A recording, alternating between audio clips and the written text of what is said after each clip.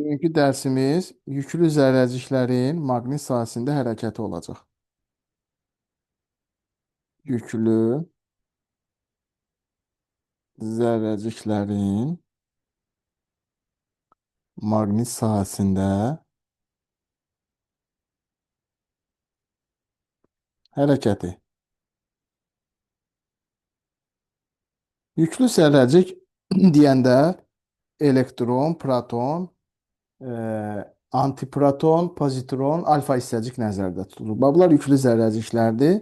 Yüklü zərrəciklər maqnit sahəsinə 3 halda daxil ola bilər. Birinci daxil ola bilər yüklü zərrəcik. Bax yazıram bura. Yüklü zərrəcik induksiya xətləri istiqamətində və ya əksinə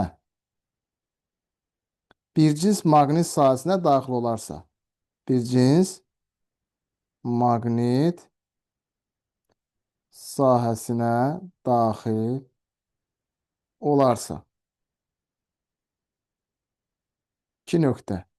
Necə hərəkət eləyər? Bunu yazaq. Əvvəl şəklini çəkim, sonra izah eləyim ki, necə hərəkət eləyəcək. Bax, bu B induksiya vektorudur. B induksiya vektorudur. Hər iki halda həm elektron üçün deyəcəm, həm müsbət zərrəci üçün deyəcəm, həm də mənfi zərrəci üçün.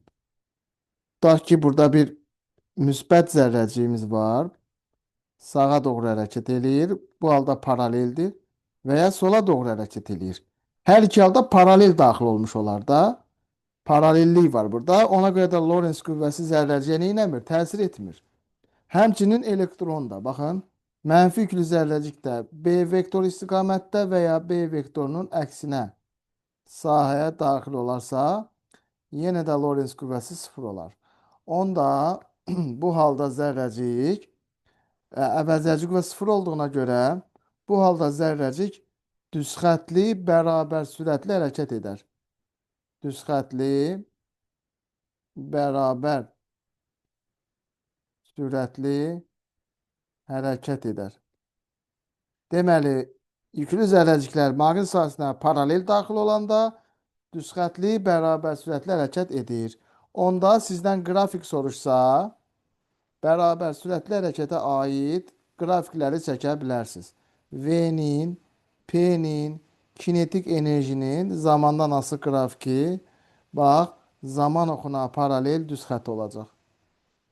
Buna deyirlər bərabər sürətli hərəkət. Çünki Lorentz qüvvəsi təsir etmir. Nəyə görə təsir etmir? Çünki alfa ya 0 dərəcədir, ya da 180 dərəcədir. Belə olan təqdirdə də sinus alfa 0-a bərabər olur. Lorentz qüvvəsinin düsturunda da QVB sinus alfa olduğuna görə, əgər alfa bucağı 0 qiymət alıbsa, 0-ı nəyə vursaq 0 eləyər. Ona görə də Lorentz qüvvəsi bu halda 0 olur. Birinci halı dedik. İkinci halı araşdırırıq. İkinci halda yüklü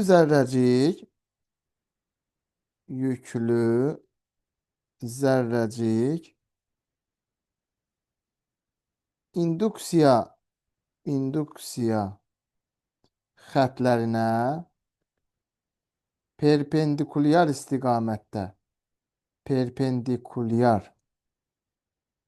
istiqamətdə bir cins maqnit sahəsinə daxil olarsa,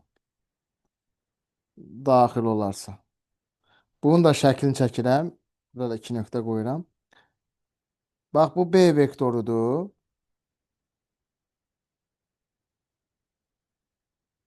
Həm yenə də hər iki şəkil üçün izah eləyəcəm onu.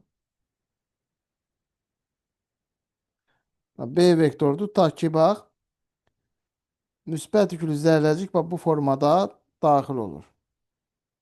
Yaxud da aşağıdan yuxarı bu formada daxil olur. Gördüyünüz kimi 90 dərəcəlik bucaq əmələ gətirir. Bu halda çevrə üzrə hərəkət eləyəcək şagirdlər. Şəklin təxmini çəkin, baxın, bu formada olacaq. Çevrə üzrə hərəkət eləyəcək. Həmçinin mənfi yüklü zərrəcikdə.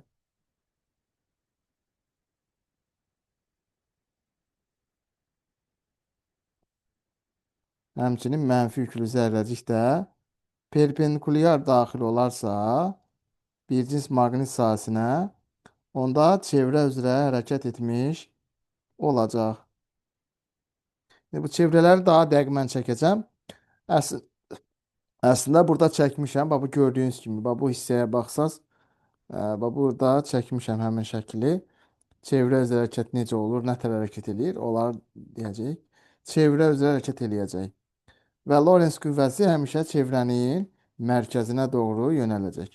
Və bunu da yazaq ki, perpendikulyar daxil olanda çevrə üzrə bərabər sürətli hərəkət edər.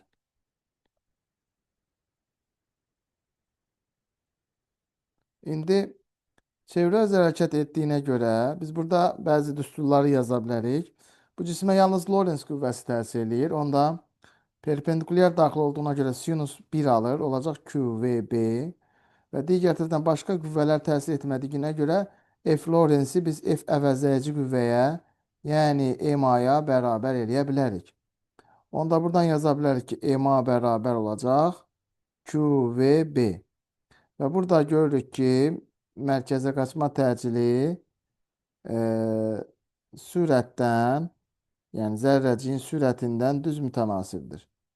Biz burada nə iş görə bilərik? A-nın yerinə çevrə üzrə hərəkət olduğuna görə A-nın yerinə V kvadratı böl R yazarıq. Gəlin yazaq. Olacaq M V kvadratı böl R bərabər olacaq QVB-yə. Burada biz V-lərin ixtisar eləyə bilərik. Nə qalar? V-ləri ixtisar eləyəndən sonra qalacaq MV böl R bərabərdir QB-yə. Burada MV nəyi verir bizə? İmpulsu verir. MV bərabərdir QBR. MV bərabər olacaq QBR.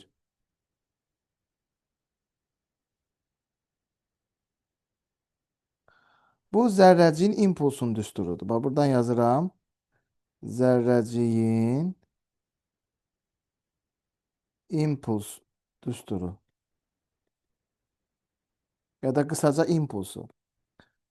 MV impuls P ilə eşit olunur. P bərabər olacaq QBR. Burada R nədir? Zərrəciyin radiusudur. Zərrəciyin cızdığı çevrənin radiusu. Gəlin uzatmayaq, qısaca deyək radius. Radius. Radiusu buradan tapdığımız zaman olacaq R bərabər olacaq MV bölünmüş QB-yə. MV bizə P-ni verir. P bölünmüş QB-yə. Biz burada kinetik enerjinin düsturundan istifadə etsək, yəni belə deyək də, kinetik enerjinin düsturunu yazsaq ki, P kvadrat böl 2M. Buradan P'ni tapanda alırıq 2M Y kinetik. Bu düsturu gətirib burada yerinə yazanda buraya gətirib yazaq. Bərabər eləyək kök altda 2M Y kinetik. Və yerinə yazanda belə olacaq düstur. Kök altda 2M Y kinetik bölünmüş QB. Və görürük ki, zərrəcin radiusu kinetik enerjidən kök altı asılıdır. Məsələn, kinetik enerji 9 dəfə artarsa, zərrəcin radiusu 3 dəfə artar. Bu formada olacaq, kök altı formasında. Sonra zərrəcin period düsturunu çıxarışını eləyə bilərik. Buradan yazaq yenə ki, zərrəciyin dövrətmə periodu.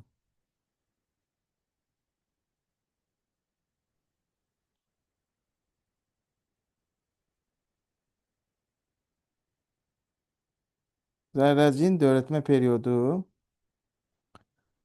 T hərfinə işarə olunur. T bərabərdir. Çevrə öz hərəkətdən bildiyimiz kimi 2 pi r bölünsün v düsturu ilə hesablanır.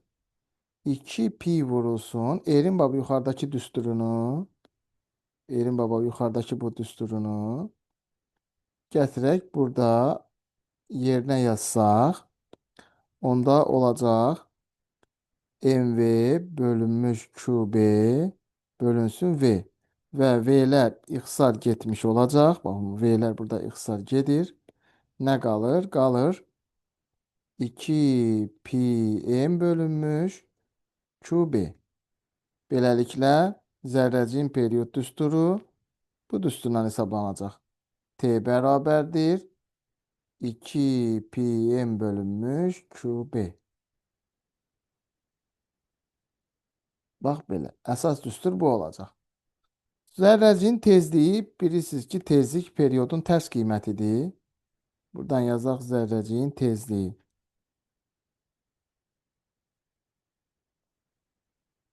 Dövr tezliyi. Onda onun için yazaq ki, m bərabərdir. Bu ifadənin tərs qiyməti olacaq da. QB bölünmüş 2 pi m. İndi burada keçən də zərrəciklərin yükünü və kütləsini deyəndə, bunların periyodlarını müqayisə eləmək üçün demişdim. Çünki baxaq, tutaq ki, bir cins maqnit sahəsinə həm proton, həm də deyək ki, alfa hissəcik daxil olur. Burada nümunə kimi göstərək.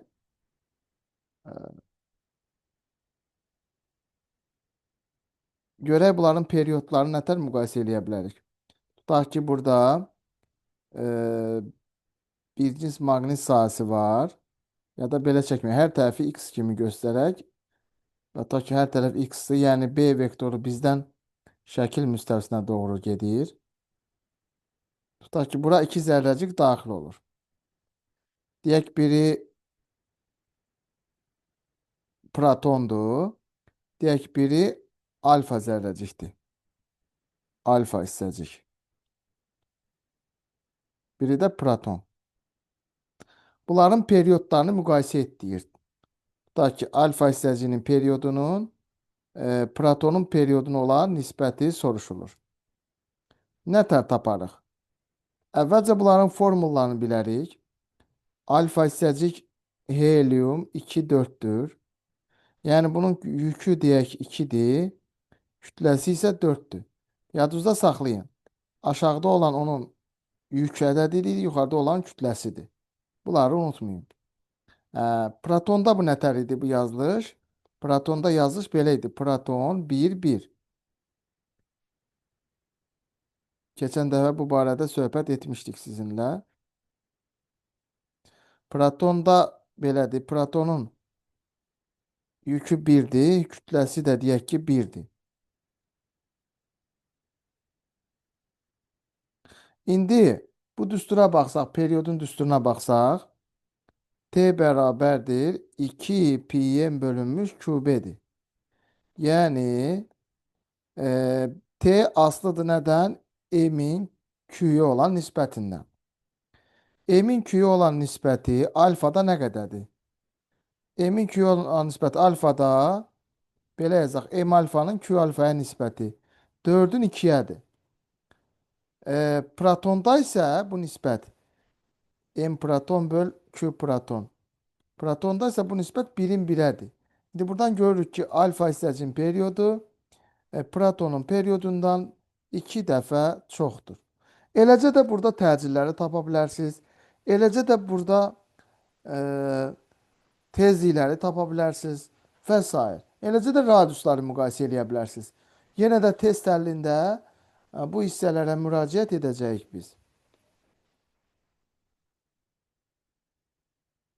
İndi bu düstura baxsaz, bu düsturlara baxsaz görərsiniz ki, maqnit sahəsində çevrə öz hərəkət edən zərrəciyin periyod və tezliyi sürətdən, impulsdan, kinetik enerjidən, çevrənin radiusundan və s. aslı deyil. Baxın, radiusdan, sürətdən, impulsdan və kinetik enerjidən aslı deyil. Aslı olmayanları biz belə qeyd edirdik. İndi yüklü zərrəciklərin maqnit sahəsində hərəkətinə baxdıq.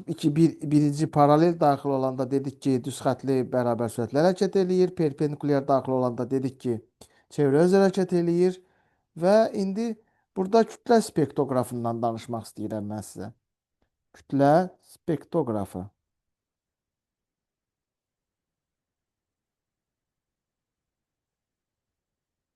Kütlə spektroqrafları ilə nəyi təyin edirlər? Yüklü zərrəciyin kütləsini və ya xüsusi yükünü təyin edirlər. Kütləni nətər təyin edirlər? Tutaq ki, indi siz testlərdə belə görəcəksiniz. Tutaq ki, müsbət yüklü zərrəcikdir. Burada da hər tərəf bu formada bir cins maqnit sahəsinə perpendikulyar istiqamətdə daxil olur. Hər tərəf deyək ki, nöqtədir və ya x-dir, onun fərqi yoxdur. E, deyək ki, hər tərəf nöqtədir. Bir cins maqnit sahəsinə daxil olacaq. Kütlə spektroqrafı. Tutaq ki, eyni sürətlə müxtəlif zərrəciklər daxil olur. Tutaq ki, birinci zərrəciyin cızdığı çevrənin radiusu 1 olsun. Buraya yazaq birinci zərrəcik. İkinci zərrəciyin cızdığı çevrənin trayektoriyası 2 olsun. Bu da ikinci zərrəcikdir. Və nəhayət, üçüncü zərrəciyin cızdığı çevrənin radiusu isə 3 olsun. Şəkilə baxsaq görərik ki, ən böyük radius burada 3-dədir. 3-ün radiusu 2-dən böyükdür.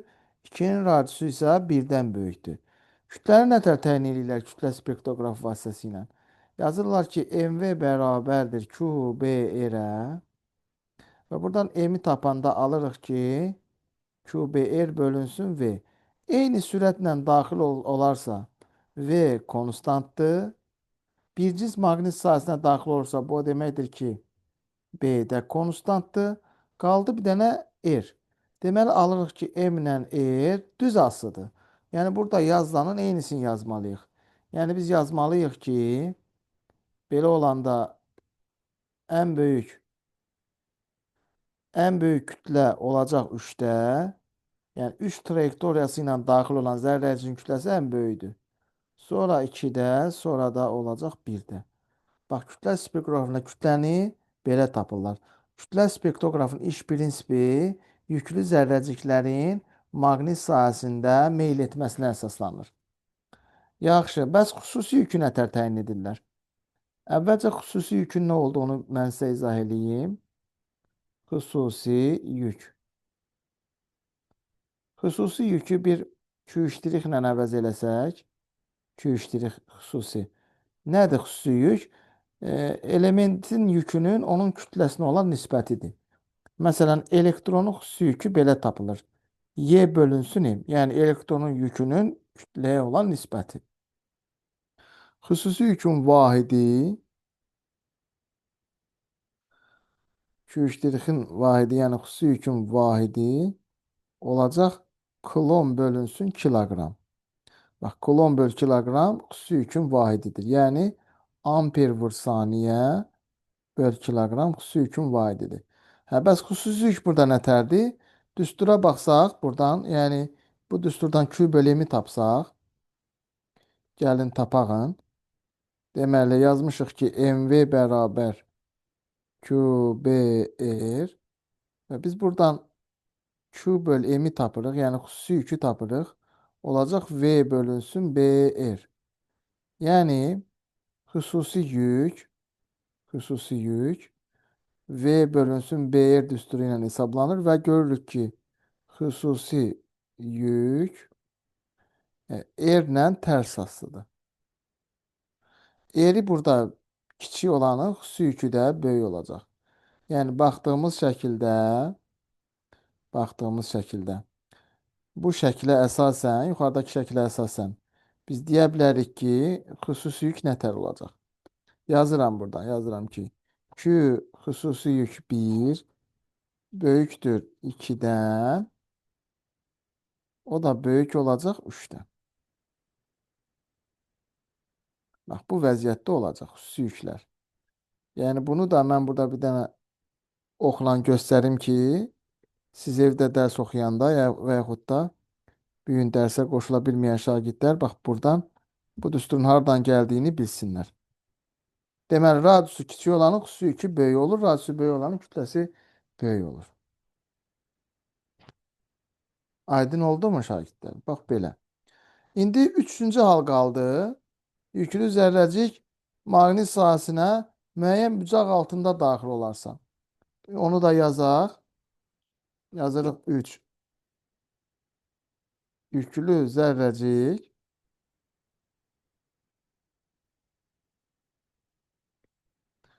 maqnit sahəsinə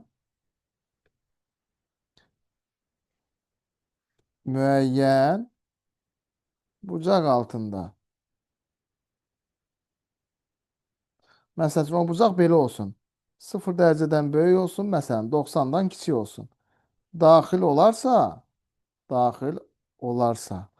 Yenə də 2 nöqtə yazıram. Görək necə hərəkət eləyəcək. B vektorunu çəkirəm. Burada da deyək ki, bir müsbət yüklü zərrəcik bu formada bir cism maqnit sahəsində müəyyən bir alfa bucağı təşkil etməklə daxil olur. Belə olan təqdirdə bu yüklü zərrəcik şagirdlər spiralvari, yəni vint vari hərəkət etmiş olacaq. Spiralvari, vintvari hərəkət edəcək. Yazıram bura. Vintvari. Mötərizədə yazaq. Spiralvari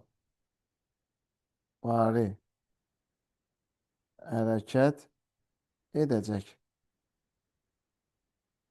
Belə əziz şagirdlər, beləliklə yüklü zərrəciklərin maqnit sahəsində hərəkət mövzusunu da sizinlə bitirdik. Test toplusundan bu başlığa aid sualları işləyərsiniz.